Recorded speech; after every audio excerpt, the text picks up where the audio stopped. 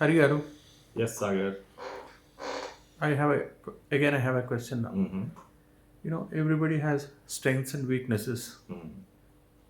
So, how to use them to move forward is my question today. Good question, Sagar. Um, yeah, what we all have, what we have, right? Some of them are our strengths, some of them are our, what we think are our weaknesses, right? So when we look at a product, let's say a product in the market, what do we go with? Do we go with our strengths or do we go with our weaknesses, right? Most times we are not even aware of what our strengths are because we have not made an effort to find out what our strengths are, right? And most of us are also very modest about our strengths, right? So if I ask you to make a list of your strengths, we normally stop with two, three. After that, we feel maybe it's not my strength, maybe it's not really a strength, right? But if I ask you to make a list of your weaknesses, Easily. you would make a long list of weaknesses, Yeah. right? So this is again human disposition. But now, when you talk about moving forward or using yourself or using what you have best, right?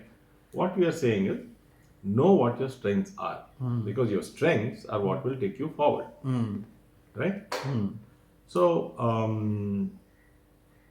there are a few ways to find out your strengths. One is that you can ask five people who know you well, coaches, teachers, parents, friends, anyone who knows you well and who can give you good feedback. Ask them what five strengths of yours are. Ask five people. Straight away call them and say, give me five of my biggest strengths.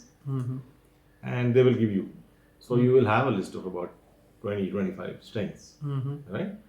So you will understand yourself better, what others perceive as your strengths, right?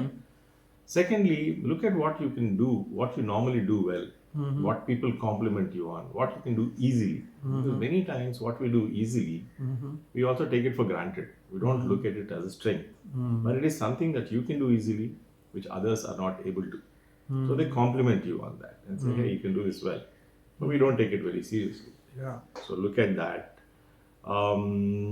Look at your qualities, your traits, your qualifications, all those kind. Within this, you have a whole arsenal of strengths.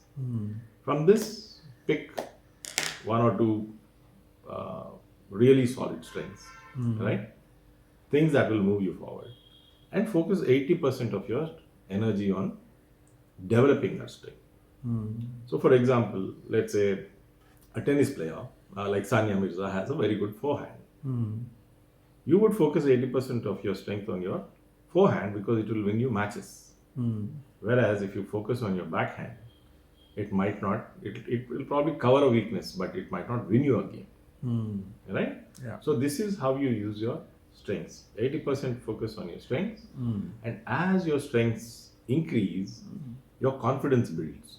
Yeah. And as your confidence builds, your weaknesses or your perceived weaknesses automatically diminish. Okay. Right? So do these exercises, find your strengths, find your biggest strengths, right? And put 80% of your focus on them. Just to give another example, sometimes your family history, who you are, can also be a big strength. And many times you try to run away from them. Just to tell you that there are many strengths that we have which we don't really accept. Right? So do the exercise, find out what your biggest strengths are, use them well, and that is the best way to move forward. Put 80% of your focus on that. For the moment, put your weaknesses aside. Okay. All right? Any questions, Sagar? Yeah, sounds good. I think. Good, Sagar. Yeah. Thank you, Harigaru.